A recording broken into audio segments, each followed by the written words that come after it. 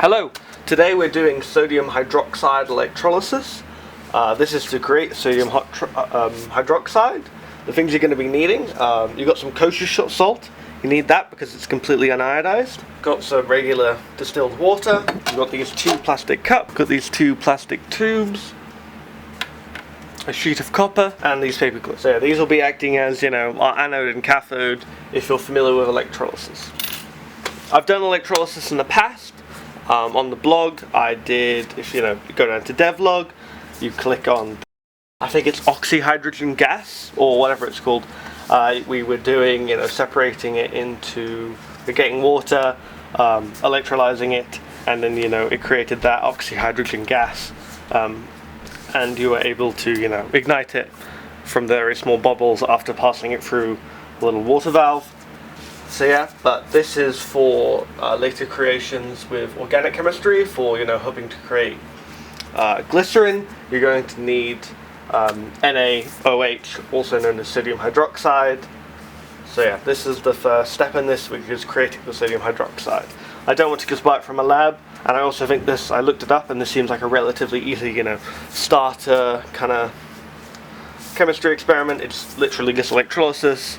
Of course, this one's slightly more dangerous than the previous one, where instead of, before we were releasing oxygen and hydrogen, which of course, mildly, they're explosive, but we were doing it in very small quantities. Here, we don't have that explosive danger, but we do have the danger of stuff like we still have that hydrogen gas and chlorine gas that we will be releasing. So I'd certainly recommend, going on Amazon, buying some proper protective equipment if you do plan on doing this at home. Or you could even do it in a outside environment and then just proceed with a lot of caution.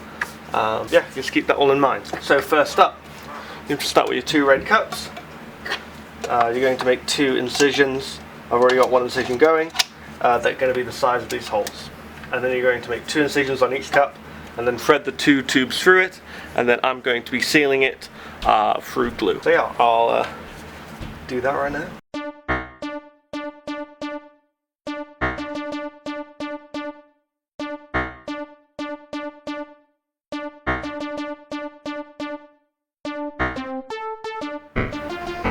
Okay, so after you finish making your little 2-cup contraption and then you've found there's no water leaking out the side, you're ready to go for the next step. Get your paper clips or other aluminum metal and attach it to the positive side. So for me that is going to be this, and then I'm going to extend the alligator clips around the edge of the cup like that. Awesome. And then get the negative side, place your little piece of copper onto there. This is the negative side once again, and you're good to go. Okay, I'm going to reposition the camera really quick. Okay, then get your unionized salt and stir. Keep in mind the power is not on through the power supply right now. Okay, we got it all set up, and now I'm going to turn on my power supply and start to apply the 12 volts. Remember, you're going to have hydrogen and chlorine gas emitting, so make sure you're wearing personal protective equipment and that you don't have any flammable materials near the area where the hydrogen gas could ignite. This is a long process and it's going to take a while to go through it all, so you just got to be patient and keep half an eye on it.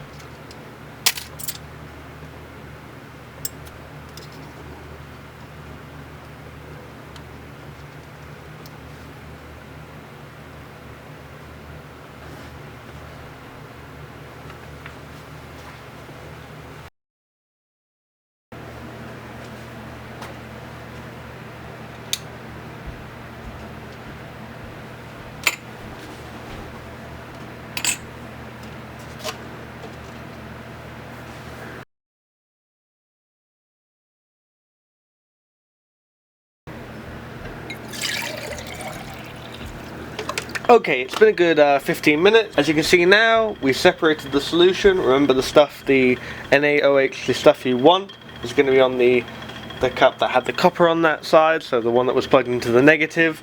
Pour that in there. You can get this cup. I poured it into a larger beaker, and then I have it here on a stirring and heating. You don't actually need one of the machines, and you don't really need something that's there. You can use simply just like a cooking plate or cooking pot, But of course, you know, be careful to, you know, use regular household items, or especially stuff they're going to be using for food with chemistry equipment, and you're just going to want to wait for all of this to evaporate. And yeah, I'll meet you back when this is done stirring and heating. Okay, most of the water has evaporated off. It's not quite done, but you can see the solid forming at the bottom, and that's mostly going to hopefully be the NaOH, which we'll test in a minute. And then there's also still going to be some of that, you know, that NaCl salt. But of course you can only get so pure in a homemade lab such as mine. I will run this batch again, you know, if it doesn't show up as very basic like it's supposed to, but we'll let it evaporate a little bit longer, and then we'll see at the end if we actually did manage to produce the NaOH. Okay, looks like it's done. There we go. You can see the result at the bottom. So now is the moment of truth. Let's put that to the side for a second and turn the heat off from the plate. Okay, let's get into it. Next we're going to be seeing if we actually did create the NaOH, or the sodium hydroxide that we wanted to. Remember that pH is, you know, scale, goes from 0 to 14. We're going to have a little bit of water for our pH. This is going to be, you know, our variable to test against. And because the final result we made contains OH, that means it'll be more basic. So it'll probably lie somewhere between here, because NaOH has an extremely high, because it literally contains the raw OH by itself. The thing we're going to be using to measure the pH is I've got some pool stuff here, and I'll zoom in. But on the back, right there, the thing for pH, you know. And then it has a, you know, 6.2, 6.8, 7.2, and 7.8, 8.4. We're aiming for, you know, above the red color, because that will mean it'll be basic, and it means we'll have created NaOH. If we fail, then it will still be, you know, that NaCl. It won't have affected, because, you know, this is towards OH, this is towards H. If we just had the original NaCl from the unionized salt, we would be, you know, sitting at 7. So yeah. Once we get to, you know, above 7 significantly, and it's not just you know, an error, it's not within standard error, we'll have created NaOH. And of course, you know, the higher the pH, that means the purer you're created. If you're super low, then we're gonna want to, you know, put it back in the cup machine, do it again and just repeat the experiment with the same solution every time, because then you'll get more and more concentrated. Okay, let's get our 2 sticks lined up and ready to go. The heat plate, just get a little bit of it and put in a small amount of water. That way you're going to be able to put it on your little pH thing. Whoa! Light up like a Christmas tree. Definitely has a high pH, which is absolutely fantastic news. Just for safe measure though, in case, you know, the tap water at my house is absolutely horrendous for some reason, we should have a control test just to make sure we're getting accurate results.